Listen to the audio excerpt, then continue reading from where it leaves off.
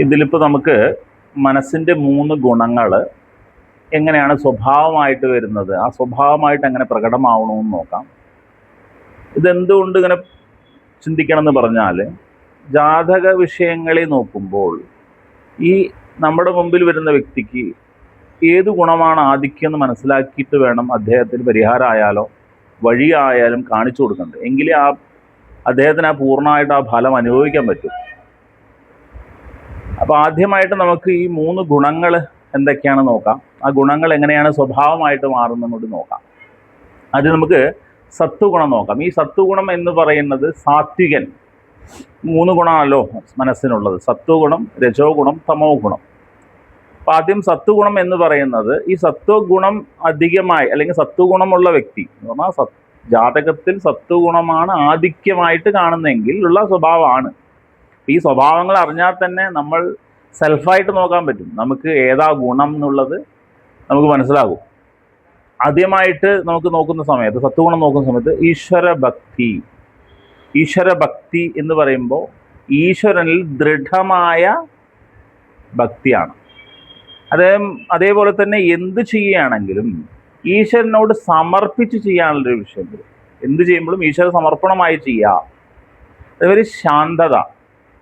ഏത് പ്രതിസന്ധി വന്നാലും മനസമാധാനവും നഷ്ടപ്പെടാതെ ശാന്തമായിട്ട് അതിനെ കടന്നു പോകാനുള്ള പക്വത ഉണ്ടാവും.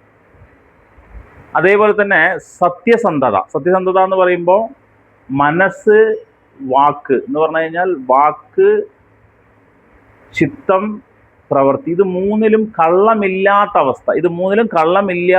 അവസ്ഥയാണ് സത്യസന്ധത. അതേമാതിരി കാരുണ്യം. മറ്റുള്ളവരുടെ ദുഃഖം കാണുമ്പോൾ ഒരു അലിവ് തോന്നുക, അതോടുകൂടി തന്നെ അവർക്ക് സഹായവും ചെയ്യാം. അതോടുകൂടി തന്നെ വിവേകം, ശരിയും തെറ്റും തിരിച്ചറിയാനുള്ള ബുദ്ധി, അല്ലെങ്കിൽ അതിനെ എന്താണ് ശരി എന്താണ് തെറ്റെന്ന് പൂർണ്ണമായിട്ടും മനസ്സിലാക്കാനുള്ള പക്വതയുണ്ടാവും. അതേപോലെ അത്യാഗ്രഹമില്ലായ്മ ഉണ്ടാവും. അത്യാഗ്രഹമില്ലായ്മ എന്ന് പറയുമ്പം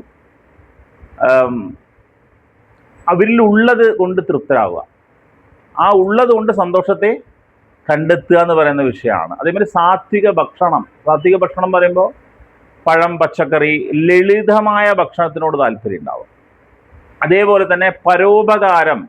ഈ പരോപകാരം പറയണത് എന്താ വെച്ച് കഴിഞ്ഞാൽ, ഒന്നും പ്രതീക്ഷിക്കാതെ, ഒരു വിഷയവും